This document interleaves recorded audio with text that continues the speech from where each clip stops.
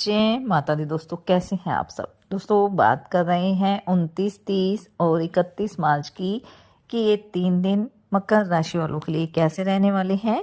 इन 3 दिनों में क्या ग्रह गोचर रहेंगे, उनका क्या प्रभाव मकर राशि के जीवन पर रहेगा, इन्हीं सब बातों के बारे में इस वीडियो में हम चर्चा करेंगे। तो राशिफल जानने से पहले ग्रह गोचर और तीज त्योहार की बात कर लेते हैं। 29 मार्च 2025 दिन शनिवार रहेगा। चैत्र माह कृष्ण पक्ष की अमावस्या तिथि रहेगी। इसी दिन शनिदेव अपना राशि परिवर्तन करेंगे और वो मीन राशि में गोचर करेंगे। मकर राशि से शनि की 7.5 समाप्त हो जाएगी। चैत्र अमावस्या रहेगी। साल का पहला सूर्य ग्रहण भी इस दिन रहने वाला है। 30 मार्च 2025 दिन रविवार रहेगा। चैत्र माह शुक्ल पक्ष की प्रतिपदा तिथि यानी चैत्र नवरात्रि प्रारंभ हो रहे हैं।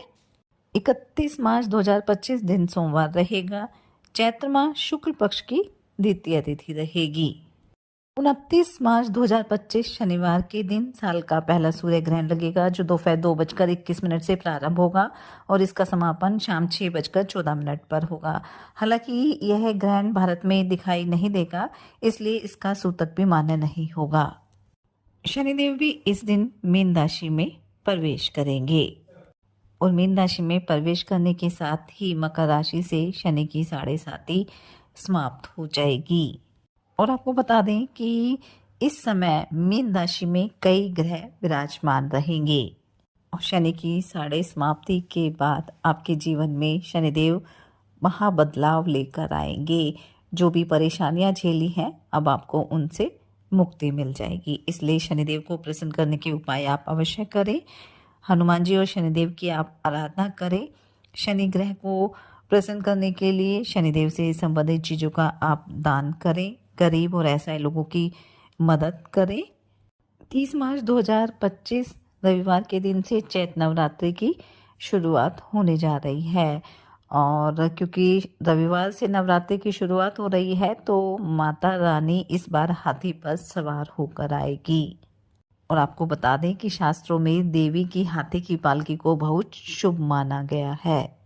और इस दिन घट स्थापना का जो शुभ मुहूर्त है वो सुबह 6:13 से प्रारंभ होकर 10:22 तक रहेगा, यानी 4 घंटे 8 मिनट की अवधि रहेगी।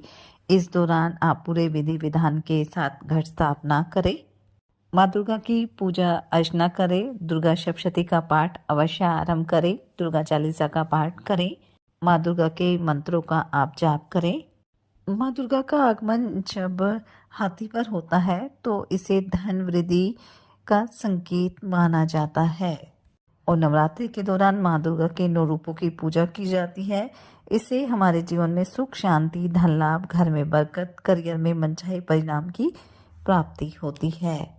तो बस आप पूरे श्रद्धा भक्ति भाव से माँ की पूजा अर्चना करें। माँ आपकी जो भी मनोकामना है वो अवश्य पूरी होगी। 31 मार्च को नवरात्रि का दूसरा दिन रहेगा और इस दिन माँ दुर्गा के दूसरे रूप की पूजा अर्चना की जाएगी। यानी ये जो तीनों दिन है वो बेहद ही शुभ रहने वाले हैं। चाहे ग्रहों की दृष्टि से देखें, चाहे धार्मिक दृष्टि से देखें, ये 3 दिन मकर राशि वालों के लिए लाभकारी रहने वाले हैं। इन 3 दिनों में धन प्राप्ति के अच्छे अवसर आपको मिलेंगे। कमाई के भी अवसर मिलने वाले हैं। आपकी आमदनी में वृद्धि होगी और अगर आप समझदारी से काम करेंगे, अपने अनुभव पर आप समझदारी से काम करेंगे तो आपको अच्छे खासे लाभ के योग भी बनने वाले हैं। कारोबारियों के लिए भी ये समय काफ़ी अच्छा रहेगा। लाभ के योग बनेंगे। साथ ही साथ कोई बड़ा कॉन्ट्रैक्ट मिल सकता है जिससे भविष्य में आपको अच्छा खासा मुनाफा मिलने की संभावना रहेगी। कारोबार में लंबे समय से चली आ रही समस्याओं से भी काफ़ी हद तक आपको राहत मिलेगी। अगर कोई भी काम आप धन को लेकर रुका हुआ था तो उसके भी पूरा होने की संभावना रहेगी। कई काम एक साथ आप अपने हाथ में ले सकते हैं। हालांकि इसकी वजह से थोड़ी सी बेचैनी या कह सकते हैं कि आप थोड़ा व्यस्त हो सकते हैं, लेकिन कोई भी काम करें समझदारी के साथ करें और पहले उस काम को पूरा करें, उसके बाद ही दूसरे काम की शुरुआत करें तो ज़्यादा बेहतर रहेगा। पारिवारिक दृष्टिकोण से भी ये 2 दिन अच्छे रहेंगे। घर परिवार के साथ मिलकर आप कुछ महत्वपूर्ण मुद्दों पर चर्चा कर सकते हैं। वहीं संतान की तरफ से मन प्रसन्न रहेगा। संतान को किसी कोर्स में भी आप एडमिशन दिला सकते हैं। इस दौरान कहीं घूमने फिरने भी आप जा सकते हैं और इस दौरान कोई महत्वपूर्ण जानकारी भी आपको मिल सकती है।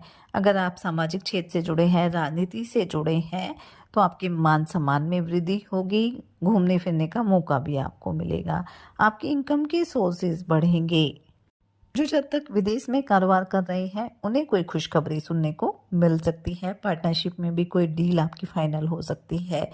किसी पुराने मित्र से भी लंबे समय के बाद आपकी मुलाकात हो सकती है, जिससे आपका मन काफ़ी प्रसन्न रहने वाला है। वहीं नौकरी पेशा लोगों के लिए भी ये समय अच्छा रहेगा।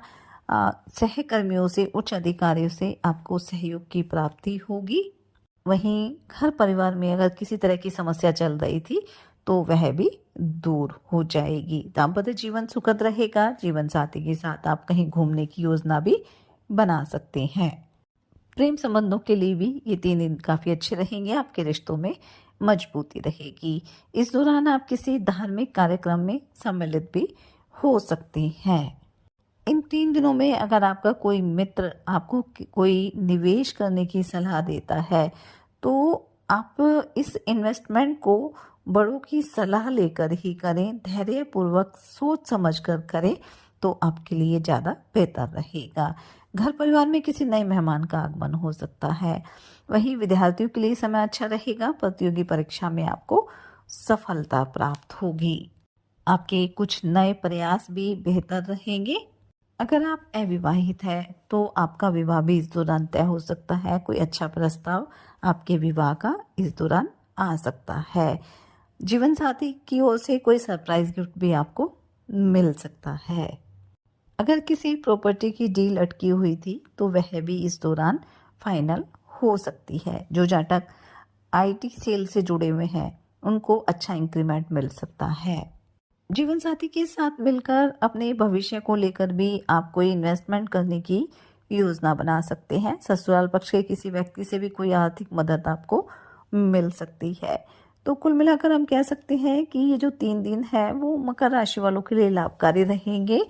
बस थोड़ी सावधानी ये बरतनी है कि 29 मार्च को पहला सूर्य ग्रहण रहेगा। हालांकि भारत में दिखाई नहीं देगा लेकिन ग्रहण है तो थोड़ी सी सावधानी आप अवश्य बरतें। उस सूर्य ग्रहण से संबंधित आप दान और उपाय अवश्य करें ताकि सूर्य ग्रहण का जो प्रभाव है आपके लिए पॉजिटिव रहे।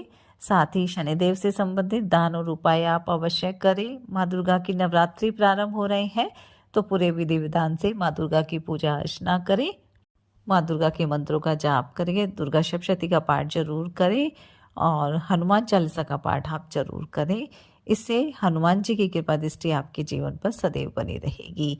ये 3 दिन आपके लिए मंगलकारी रहे, शुभता भरे रहे। इसी मंगल कामना के साथ जय माता दी।